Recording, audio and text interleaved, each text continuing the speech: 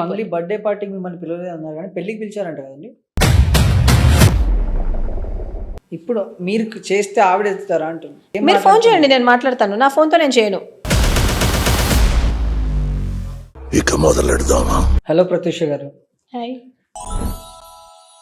So మీకు మంగ్లీగా తెలుసా? సత్యవతిగా తెలుసా? నాకు మంగ్లీ ఎన్ని రోజుల పరిచయం ఉందండి మీ ఇద్దరికి? She is not my friend. ఈ మంగ్లీ ఇష్యూ మీద మీరెందుకు మాట్లాడాలనిపించింది? మీకు దీనికి సంబంధం ఏంటి? చాలామంది వీడియోస్ కింద కమెంట్స్లో రాస్తున్నారు. After seeing that I felt very bad. Then I thought of okay I will raise my voice on this అని అనుకున్నాను. ఈరోజు మంగ్లీ గారు మాత్రమే గిరిజన బిడ్డనా? ఆశకంటూ ఒక హద్దు ఉంటుందండి. తన చేతులారా చేసుకుంది, మేము చేసింది ఏం కాదు. ఈరోజు ఇదే మంగ్లీ గారు, తన తెలంగాణ బిడ్డ కూడా కాదు. దాని తర్వాత మంగ్లీ గారికి కాల్ చేయడానికి ప్రయత్నించారా? మేము మాట్లాడతాం, బరాబర్ మాట్లాడతాం. మంగ్లీ వెనకాల ఒక మినిస్టర్ స్థాయిలో ఉన్నటువంటి వ్యక్తి ఉన్నారు. అక్కడి నుంచి మీకేం ప్రెజర్ రాలేదా? మీకేం కాల్స్ రాలేదా? భయపెట్టలేదా అని అడుగుతుంది. సుబ్బు గారికి 2 కోట్లు 3 కోట్లు ఇస్తా అని చెప్పింది. మరి మీకు కూడా ఏమైనా ఆఫర్ చేసిందండి? ఆమె డబ్బులు అంటే మీరు మంగ్లీ గారికి అగ్నెస్ట్గా మాట్లాడినందుకు గాను మంగ్లీ తరపు వాళ్ళు మిమ్మల్ని అటాక్ చేసి మీ పర్సనల్ థింగ్స్ని కూడా మీడియా ముందు పెట్టే ప్రయత్నం చేశారు. అందులో ఎంతవరకు నిజాలు ఉన్నాయండి? సైలెంట్గా ఉన్న నాయకుల్ని కూడా నేను ఒకటే అడుగుతున్నా, మీరు ఎందుకు సైలెంట్గా ఉన్నారు? అది ఆ విషయం అడిగినందుకే ఈరోజు పర్సనల్ అటాక్స్. మరి ఆ గిరిజన నాయకులు మిమ్మల్ని ఓట్లు అడ్డానికి వచ్చినప్పుడు, ఓట్లు అడిగి ఓట్లు వేయించుకున్నప్పుడు మరి ఇప్పుడు ఎందుకు సపోర్ట్ చేయట్లేదండి? అది నేను వాళ్ళ నాలెడ్జ్కి వదిలేస్తున్నా.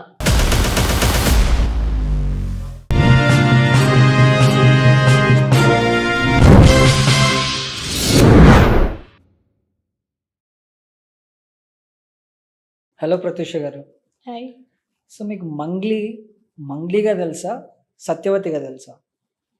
నాకు మంగ్లీగానే తెలుసు, సత్యవతిగా తెలీదు. ఎన్ని రోజుల పరిచయం ఉందండి మీ ఇద్దరికి?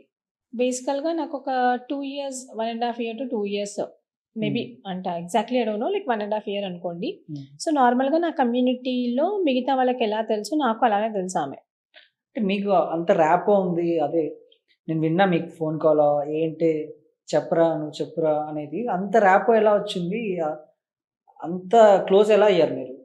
బేసికల్లీ ఆమె నాతో మాట్లాడిందంటే ఒక 3 times మాట్లాడారు అంతే. సో ఎప్పుడు నేను పర్సనల్గా ఆమెను కలవలేదు, ఈ రోజు వరకు కూడా కలవలేదు ఆమెను పర్సనల్గా.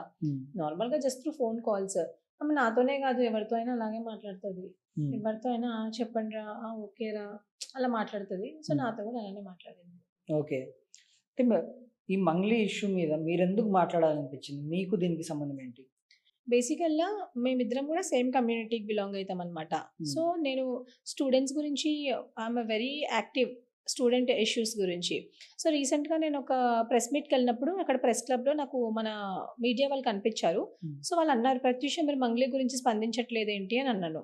సో ఆ రోజు నాకు అంత ఫ్యాక్ట్స్ అవన్నీ ఏం తెలీదు, అంటే అని నాతో ఫ్యాక్ట్స్ అవన్నీ లేవు. సో నేను స్పందించలేదన్నమాట. సో నేను అన్నాను, మాట్లాడతాలేండి అన్నా అని అన్నాను. అదే డే మన సంపత్ గారు వచ్చేసి ఫిలిం ఛాంబర్ వెళ్ళి అక్కడ కంప్లైంట్ ఇవ్వడం అదంతా చేశారు. సో నెక్స్ట్ డే ఒక 2 days తర్వాత నాకు మళ్ళీ మీడియా వాళ్ళు ఫోన్, అంటే ఆ రోజు అడిగారు కదా నేను మాట్లాడతాను ఇప్పుడు అని చెప్పాను. చెప్తే సరే ప్రత్యూష మీరు మాట్లాడండి, మాకు చాలా ఇంపార్టెంట్ కూడా ఈ టాపిక్ మీద అని అన్నారు. చాలామంది ఏమన్నారంటే ఎందుకు మాట్లాడతావు, ఏం అవసరం లేదు, నీకు తెలియదు, మాట్లాడొద్దు అని అలా చాలామంది చెప్పారు నాకు. చెప్పినప్పటికి కూడా నేను ఏమన్నా అంటే లేదు నేను మాట్లాడతాను అని అన్నాను. ఎందుకంటే ఐ హ్యావ్ సీన్ ఫ్యూ ఏమంటారు వీడియోస్ కింద రాస్తున్నారనమాట, ఇలా చనిపోయారు అలా ఇలా అని చాలామంది వీడియోస్ కింద కమెంట్స్లో రాస్తున్నారు. After seeing that I felt very bad.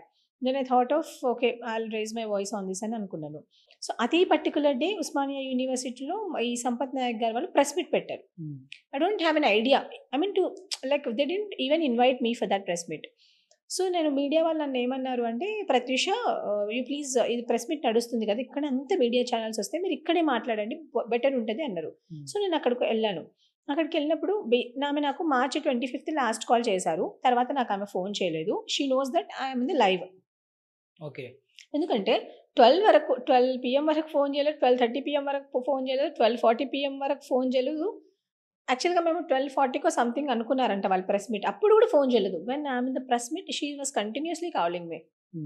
సరేలే ఎందుకు ఫోన్ చేస్తుందో, కాల్ మీ అని చెప్పి మెసేజ్ కూడా పెట్టింది. మీకు నేను చూపిస్తాను కూడా మెసేజ్. ఓకే చూపించండి. బట్ దానికంటే ముందు యా మంగ్లీ ప్రత్యూష మంచి ఫ్రెండ్స్ ఎందుకు ప్రత్యూష మంగ్లీని అటాక్ చేసింది అన్నది ఒక ఇది అందరికీ ఉండే క్వశ్చన్. యాక్చువల్‌గా తను నాకేం ఫ్రెండ్ ఏం కాదండి. I know her. నార్మల్‌గా తెలుసు. తను నాకు 3 టైమ్స్ ఫోన్ చేసింది కూడా ఏదో ఫ్రెండ్ గురించి అలా ఫోన్ చేయలేదు మంగ్లీ గారు. మంగ్లీ గారు ఎప్పుడు ఫోన్ చేసినా తన కన్సర్న్ ఏంటి అంటే నేను ఒక గిరిజన బిడ్డని.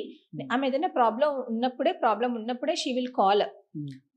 Once or twice or thrice whatever if she get into the problem ఆమెకప్పుడు నేను ఒక గిరిజన బిడ్డని, నేను అది చేసా, ఇది చేసా, why don't you address a press meet అలా మాట్లాడతారనమాట మంగ్లీ అక్క.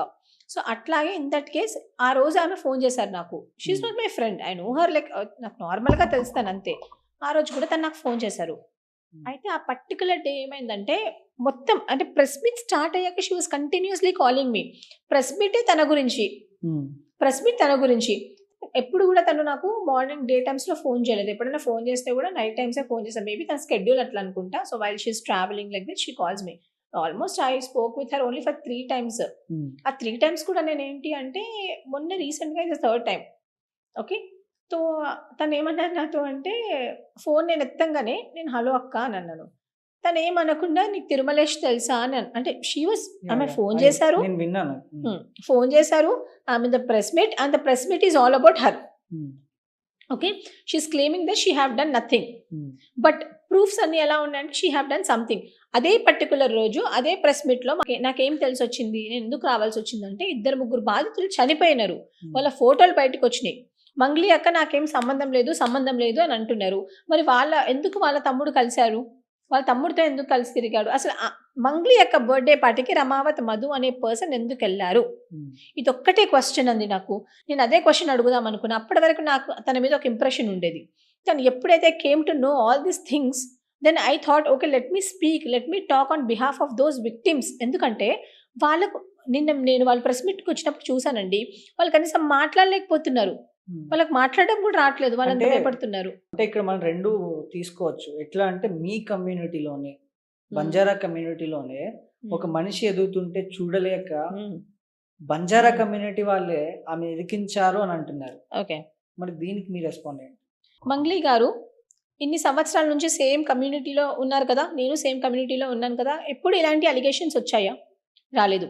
డ్రగ్ కేసు అప్పుడు నేను మాట్లాడాల్సింది కదా, మరి నువ్వు ఎందుకు ఈ కేసు ఇలా చేసావు అలా చేసావు, అసలు ఏంటి డ్రగ్ కేసు అప్పుడు కూడా పోలీస్ వాళ్ళు నన్ను ఇరికిచ్చారు, పోలీస్ వాళ్ళు కావాలని చేశారని చెప్పారు కదా మంగ్లీ అక్క. మరి ఎందుకు పోలీస్ వాళ్ళ మీద కంప్లైంట్ ఇవ్వలేదు నువ్వు? ఆ రోజు మేము మాట్లాడామా? మాట్లాడలేదు. నెక్స్ట్ పక్కనున్న రామ్మోహన్ నాయుడు గారు అక్కడ ఒక ప్రోగ్రామ్ జరిగింది, ట్విట్టర్లో, యూట్యూబ్లో, అన్ని మీడియాలో సర్క్యులేట్ అయింది. ఆ రోజు మేము మాట్లాడామా? మాట్లాడలేదు. కానీ ఈరోజు ఇది మంగ్లీ గారి ఇష్యూ కాదు, ఇది మంగ్లీ గారి వ్యక్తిగత ఇష్యూ కాదు, ఇది చాలామంది బాధితులకు సంబంధించిన ఇష్యూ. దీని గురించి మాట్లాడాలి కదా, మేము మాట్లాడకపోతే ఎట్లాగా? ఆమె ఎదగాలి, ఆమె ఎదగొద్దని మేము అనట్లేదు. We feel proud of her. అంటే ఎదిగిందనే పగబట్టారు అన్నది ఒక స్టేట్మెంట్ అండి. ఎదిగింది కాబట్టి పగబట్టి అటాక్ చేస్తున్నారు అన్నది. అదేదో ఇన్ని ఇయర్స్ నుంచి చేసేవాళ్ళం కదా, ఇప్పుడు ఎందుకు చేస్తాం చెప్పండి? సందు దొరకాలి కదండి, మీకు కూడా ఏదైనా ఒకటి కావాలి కదా అన్న థాట్ అయితే. అంటే ఇందులో ఏం సందు దొరికిందని మీరు అనుకుంటున్నారు? బేసిక్ గా ఇప్పుడు ఒకరిని పర్సనల్ గానీ ఏదైనా అటాక్ చేయాలి అంటే ఆ టైం రావాలి కదా. ఇప్పుడు టైం ఎక్కడ వచ్చిందండి? ఇక్కడ ఆమెను అటాక్ ఎవరు చేయట్లేదు. ఇక్కడ కూడా ఏం చెప్తున్నామంటే proofs are very clear that you are involved, directly or indirectly you are involved with this crime, you are involved in this scam అని చెప్పేసి ప్రూఫ్స్ క్లియర్గా ఉన్నాయి కాబట్టి బయటకు వచ్చి నువ్వు ఇది ఎందుకు చేసినావు అని అడుగుతున్నాం మేము. ఓకే, మేమేమి ఆమెను వ్యక్తిగతంగా టార్గెట్ చేయట్లేదు. ఈరోజు మంగ్లీ గారు పాటలు పాడితే మేము సంతోషపడతాము, మంగ్లీ గారు పాటలు పాడితే ఆ పాటలు మేము వింటాము. కానీ పాటలు పాడతావు మంచిగా ఉంది, నీ జీవితం మంచిగానే ఉంది, కానీ ఈ గ్రౌండ్ లెవెల్ పీపుల్ ఎవరైతే ఉన్నారో వాళ్ళని దోచుకోవడం మాత్రం కరెక్ట్ కాదు. ఈరోజు మంగ్లీ గారు ఎవరు ఎత్తిపొడవట్లేదు, ఆమె స్థాయిని ఎవరు దిగజారలే. ఈరోజు చూడండి, ఇన్ని సంవత్సరాల నుంచి మంగ్లీ గారి మీద ఎటువంటి అలిగేషన్ రాలేదు, మేము కూడా దీని మీద రెస్పాండ్ అవ్వలేదు. వచ్చినా కూడా తన పర్సనాలిటీకి తెలిసింది, తనకు తెలిసిన దాని గురించి మేము ఎప్పుడు కూడా రెస్పాన్సిబుల్గా ఫీల్ అవ్వలేదు, అంటే మేమేం దానికి రెస్పాన్స్ చేయలేదు. కానీ ఈరోజు ఎప్పుడైతే it comes it is all about the people, ఇది మన కమ్యూనిటీకి చెందిన వాళ్ళు ఎవరైతే కాయా కష్టం చేసుకొని బతుకుతున్న వాళ్ళు, వీళ్ళ గురించి వచ్చింది కాబట్టి మాట్లాడాల్సి వస్తుంది. షీ హర్ సెల్ఫ్ తన చేతులారా చేసుకుంది, మేము చేసింది ఏం కాదు. ఆశకంటూ ఒక హద్దు ఉంటుందండి, ఎవరికైనా ఆశకు ఒక హద్దు ఉంటుంది. నువ్వు అత్యాశకు పోయి నువ్వు చేసుకున్నది, మేమేం చేయలేదేది. ఈరోజు మంగ్లీ గారు మీ బంజారా గిరిజనలో ఎదుగుతున్నారు, ఎదిగితే మంచిదే, కానీ నువ్వు ఎప్పుడైనా యూ షుడ్ నాట్ ఫర్గెట్, నీ మూలాలు ఏందనేది నువ్వు మర్చిపోవద్దు. రోజు నువ్వు మూలాలు మర్చిపోయి ఒక్కసారి కూడా మంగ్లీ గారు ఎక్కడన్నా నేను బంజారా బిడ్డ ముద్దు బిడ్డ అని చెప్పి ఈషా లాంటి వాటిలలోనో లేకపోతే ఇంకో ఈ ఐఫా సైఫా అని అంటారు కదా, ఇలాంటి వాటిలో అక్కడన్నా మాట్లాడారా? ఒక్కసారైనా చెప్పుకున్నారా? మాట్లాడాల్సిన అవసరం ఏంటి? ఆమె వచ్చిందే ఆ గెటప్ తో ఫేమస్ అయింది, ఆ గెటప్ తో వచ్చింది కాబట్టి she don't need to say that కదా. ఇక చెప్పుకోవాల్సిన అవసరం లేదు, అందరికీ తెలుసు No, కదా. do you think that she no need to say all these things when she's grown? I mean, ఆమె ఒక ప్లాట్ఫామ్, ఇప్పుడు తను అంటుంది కదా నేను వైఫా లాంటివి అలాంటి అవార్డ్స్ తీసుకున్నా ఇలాంటి అవార్డ్స్ తీసుకున్నా అని. నిజంగా నువ్వు అంటుంది కదా నేను ఎక్కడికి వెళ్ళినా కూడా నేను మీ గిరిజన బిడ్డని అని. మంగ్లీ అనే ఒక పేరు ఉంటే సరిపోతుందా? చాలా మందికి చాలా పేర్లు ఉంటాయి కదా. సో అట్లాంటప్పుడు నువ్వు ఆ ప్లాట్ఫామ్ మీద చెప్పడానికి ఏమైంది? ఈరోజు నేను ఇక్కడికి రావడానికి నా బంజారా కమ్యూనిటీ నాకు చాలా హెల్ప్ చేసింది, చాలా తోడ్పాటుగా ఉందని చెప్పడంలో తప్పేముంది? చెప్పుకుంటున్నారు కదా ఈరోజు చాలా మంది లీడర్స్ చెప్పుకుంటున్నారు, చాలా మంది వీళ్ళందరూ చెప్పుకుంటున్నారు కదా. చెప్పుకుంటే ప్రపంచానికి తెలుస్తుంది కదా నీ జాతి గురించి, చెప్పుకుంటే మన మూలాలు ఏంటనే తెలుస్తుంది కదా, చెప్పుకుంటే మనం ఎంత బాధలో ఉన్నామనేది తెలుస్తుంది కదా. అదంతా వదిలేండి. ఈరోజు మంగ్లీ గారిని మేము చాలాసార్లు చాలా ప్రోగ్రామ్స్కి చాలా మంది పిలవడం జరిగింది, కానీ మంగ్లీ గారు ఏదైనా ప్రోగ్రామ్కి వచ్చారా? ఏ ప్రోగ్రామ్కి రారు. She simply ignores it, saying that she's a celebrity. But whereas ministers ఇంట్లలో లేకపోతే ఎక్కడన్నా ఫంక్షన్లు జరిగినప్పుడు, పూజలు జరిగినప్పుడు, ఏదైనా పార్టీస్ ఉన్నప్పుడు మాత్రం మంగ్లీ గారు కనిపిస్తారు. ఇదేనా తను? మీరు అడిగారు కదా ఇందాక గిరిజన బిడ్డ, మీరు ఆమె ఎదుగుతుంటే మీరు కుళ్ళుకుంటున్నారని చెప్పేసి. మాకెందుకు ఉంటుందండి కుళ్ళు? ఆమె ఎదిగితే ఆమె తింటది, ఆమె లైఫ్ మా కమ్యూనిటీ ఒక రోషన్ చేస్తుంది అనుకున్నాం మేము. కానీ ఈరోజు ఆమె ఏం చేస్తుంది? What she's doing? You know it, what she's doing. మీరు వెళ్ళారు, మీరు గ్రౌండ్కి వెళ్ళి మీరు తీసుకొచ్చినవి అన్ని వాళ్ళు ఎందుకు ఇచ్చారంట? నమ్మే కదా వాళ్ళకి ఇచ్చింది. అంటే మీరు మంగ్లీ గారికి అగెనెస్ట్ గా మాట్లాడినందుకు గాను మంగ్లీ తరపు వాళ్ళు మిమ్మల్ని అటాక్ చేసి, పర్సనల్ అటాక్ చేసి, మీ పర్సనల్ థింగ్స్ కూడా మీడియా ముందు పెట్టే ప్రయత్నం చేశారు. అందులో ఎంతవరకు నిజాలు ఉన్నాయండి? ఒకటి, మొరిగే కుక్కలు మరుగుతూనే ఉంటాయి, అవి కరవవు అని నేను నమ్ముతా. పర్సనల్ అటాక్స్ కానీ ఏదన్నా కానివ్వండి. ఈరోజు వీళ్ళకు మంగ్లీ గారు, తను ఇక్కడ ఆమె కూడా కాదండి, మొత్తం చొక్కాలు చింపుకొని మంగ్లీ గారి ఫ్యాన్స్ అసోసియేషన్ బయటకు వచ్చి ఈరోజు మాట్లాడుతుంది కదా మా మీద. ఈరోజు ఇదే మంగ్లీ గారు తన తెలంగాణ బిడ్డ కూడా కాదు, తన గిరిజన బిడ్డ అయి ఉండొచ్చు, తన తెలంగాణ బిడ్డ కాదు. కానీ నేను తెలంగాణ బిడ్డ, నేను ఇక్కడే పుట్టినా, నాకు తెలుసు నా తెలంగాణలో ఏం కష్టాలు ఉన్నాయి ఏందనేది. నేను గలమెత్తుతున్నా, నేను మాట్లాడుతున్నా. మంగ్లీ గారు వచ్చి మాట్లాడట్లే. మంగ్లీ గారు పాటలు పాడతారేమో, పాడనట్లేదు. నేను ఎవరి కోసం పాడుతున్నాను మంగ్లీ గారి పాటలు? తన పొట్టకూటి కోసం తను పాడుకుంటున్నారు. కానీ ఈరోజు మాలాంటి బిడ్డలు ఎవరి కోసం చేస్తున్నారు? మంది కోసం చేస్తున్నారు, మన జాతి కోసం చేస్తున్నారు, మిగతా వాళ్ళ కోసం చేస్తున్నారు. మంగ్లీ గారు ఎప్పుడైనా రోడ్డెక్కి మాలాగా అరెస్ట్లు అయ్యారా? మరి మేము గిరిజన బిడ్డలం కాదా? ఇదే గిరిజన నాయకులు ఎందుకు సైలెంట్గా ఉన్నారు? చాలా మంది ఈరోజు ప్రెస్ మీట్లు పెట్టి ఇష్టం వచ్చి ఆ మాట్లాడే వాళ్ళు కూడా పెద్ద ఎథిక్స్ ఉన్న వాళ్ళు కాదండి. ఎథిక్స్ ఉన్నోడైతే అలా మాట్లాడు. ఒక లీడర్ అంటే, ఒక ఎథిక్స్ ఉన్నోడైతే, ఒక మోరల్స్ ఉన్న వాళ్ళు అలా మాట్లాడరు. ఈరోజు మంగ్లీ గారు మాత్రమే గిరిజన బిడ్డనా? మంగ్లీ గారు పైసలు పడేస్తుంటే మీరు మాట్లాడుతున్నారు, మరి నేను పైసలు పడేస్తాను, నా గురించి మాట్లాడండి. వాళ్ళు చీప్ ఫెలోస్, చీప్ మాటలు, దాన్ని నేను పట్టించుకోను. అంటే మీ సైడ్ నుంచి కూడా నేను కొన్ని ఇంటర్వ్యూస్లో చూసినప్పుడు రెస్పాన్స్ అనేది అదే విధంగా ఘాటుగా ఇచ్చారు. మీ వెనకాల ఉన్నటువంటి బలం ఏంటి? ఏం చూసుకొని మీకు ఇప్పుడు మంగ్లీ వెనకాల ఎవరో పొలిటీషియన్ ఉన్నారు, సమ్ మినిస్టర్ ఉన్నారు అని చెప్పేసి అంటున్నారు. అక్కడి నుంచి మీకేం ప్రెషర్ రాలేదా? బేసికల్గా నా వెనకాల నిజంగా ఎవ్వరూ లేరండి ఇప్పటి వరకు కూడా. నన్ను నేనే నమ్ముకున్నా. ఒకవేళ సీరియస్లీ ఐ యాక్సెప్ట్, ఇప్పటికిప్పుడు ఎవరన్నా వచ్చి చంపేస్తా అన్నా I accept it, I'm accepting it. అందుకే నేను ముందుకు వచ్చిన, నేను ముందు నడుస్తున్నా. నేను సిర్ఫ్ ఆ బాధితులను చూసినా, వాళ్ళ కన్నీళ్లు చూసినా కాబట్టి నేను ముందుకు వచ్చిన, అంతే. ఎందుకంటే అందులో నాలాంటి బిడ్డలు చాలా మంది తండ్రుల్ని పోగొట్టుకున్నారండి. చాలా మంది తండ్రులు చనిపోయారు. నేను ఎప్పుడైతే కమెంట్ బాక్స్ చదివినో అందులో కొంతమంది మా నాన్న ఇలా డబ్బులు పెట్టి అది ఏమంటారు పూడ్చలేక, ఆ డబ్బులు ఎక్కడైతే తెచ్చారో వాళ్ళకి ఇవ్వలేక వాళ్ళు చనిపోయామని అన్నారు. ఈరోజు నేను వాళ్ళ గురించి మాట్లాడుతున్నా. మీకు ఏ బ్యాక్గ్రౌండ్ లేదు, చనిపోవడానికి రెడీగా ఉన్నారు. కానీ నేనేమంటున్నా అంటే మంగ్లీ వెనకాల ఒక మినిస్టర్ స్థాయిలో ఉన్నటువంటి వ్యక్తి ఉన్నారు. అక్కడి నుంచి మీకేం ప్రెజర్ రాలేదా? మీకేం కాల్స్ రాలేదా? భయపెట్టలేదా అని అడుగుతున్నా. మంగ్లీ గారి ఫ్యాన్స్ అసోసియేషన్ ఒకటి ఉంటుంది, మాట్లాడతారు, చెత్తవాగుడు వాగుతుంటారు. ఈరోజు ఉస్మానియా యూనివర్సిటీ నుంచి ఒకరు ఫోన్ చేస్తారు. మరి వారు ఉస్మానియా యూనివర్సిటీలో ఏ క్లాస్లో చదువుతున్నాడో, మరి ఏ స్టూడెంటో నాకు తెలియదు. ఆయన పేరు కూడా నేను రివీల్ చేస్తాను. ఎవరో నాము నాయక్కో ఎవరో అంట. I didn't even see his face because number of times I went to the Osmania university but I haven't seen. Basically ఉస్మానియా యూనివర్సిటీలో ఏమవుతుందంటే వీళ్ళు మేము ఏదో గిరిజన నాయకులం అని చెప్పుకుంటారు, కానీ వాళ్ళకి అసలు ఉస్మానియా యూనివర్సిటీకి వాళ్ళకి సంబంధమే ఉండదు. ఒకసారి మీరు యూనివర్సిటీలో నుంచి చదివి బయటకు వచ్చేసినాక మీరు యూనివర్సిటీ పాత స్టూడెంట్ అయి ఉంటారు. అట్లని చెప్పి మీరు యూనివర్సిటీలో మాకు ఇష్టం వచ్చినట్టు మేము ఉంటామంటే అవ్వదు. అసలు ఈ రోజు నా గురించి మాట్లాడే ప్రతి ఒక్కరు వాడికి ఏం క్వాలిఫికేషన్ ఉంది ఉస్మానియా యూనివర్సిటీలో? ఈరోజు ఉస్మానియా యూనివర్సిటీలో ఎక్కడైనా ఏ బోర్డు మీద రాసుందా బయట వాళ్ళు వచ్చి మాట్లాడొద్దని చెప్పేసి. ఉస్మానియా యూనివర్సిటీ ఒక ఉద్యమాల గడ్డ. నేను అది కూడా ఎందుకు చెప్తా. ఉస్మానియా యూనివర్సిటీ ఒక ఉద్యమాల గడ్డ. దీని పేటెంట్ రైట్స్ ఎవరికి లేవు. ఉస్మానియా యూనివర్సిటీలో వచ్చి ఎందుకు మాట్లాడుతున్నారు, ఎందుకు చేస్తున్నారు అంటే మేము మాట్లాడతాం, బరాబర్ మాట్లాడతాం. తెలంగాణలో మొత్తం మీకు ఎక్కడ తిరగడానికి మీకు ఎట్లాగైతే రైట్ ఉందో అట్లా ఉస్మానియా యూనివర్సిటీలో మేము మాట్లాడే రైట్ ఉంది. మరి ఆ గిరిజన నాయకులు మిమ్మల్ని ఓట్లు అడ్డానికి వచ్చినప్పుడు, ఓట్లు అడిగి ఓట్లు వేయించుకున్నప్పుడు మరి ఇప్పుడు ఎందుకు సపోర్ట్ చేయట్లేదండి? అది నేను వాళ్ళ నాలెడ్జ్కి వదిలేస్తున్నా. ఎందుకంటే ఈరోజు కాంగ్రెస్ ప్రభుత్వం ఏదైతే ఉందో అది గెలిచిందంటే మెజారిటీ మా గిరిజన ఓట్లే. కాంగ్రెస్ ప్రభుత్వం గెలిచిందంటే మీకు కూడా తెలుసు. మరి అట్లాంటప్పుడు వాళ్ళు మాట్లాడాలి కదా, వాళ్ళు ఎందుకు మాట్లాడట్లేదు నేను వాళ్ళ నాలెడ్జ్కి వదిలేస్తున్నా. పర్టికులర్ గా మీ కమ్యూనిటీకి సంబంధించినటువంటి ఎమ్మెల్యేలు ఉన్నారు, అదే నియోజకవర్గంలో ఆ బాధితులకి కొన్ని కోట్ల రూపాయలు లాస్ అయినప్పుడు ఆ మీ కమ్యూనిటీ, మీరు అన్నారు కదా యూనిటీ తెలంగాణకు సంబంధించిన కమ్యూనిటీ అని చెప్పేసి, ఆ కమ్యూనిటీలో ఉండేటువంటి ఎమ్మెల్యే ఎందుకు మాట్లాడట్లేదు అనేది బిగ్ క్వశ్చన్ మార్క్. నేను అదే మీ మీడియా వల్లనే క్వశ్చన్ చేయమంటున్నా వాళ్ళని.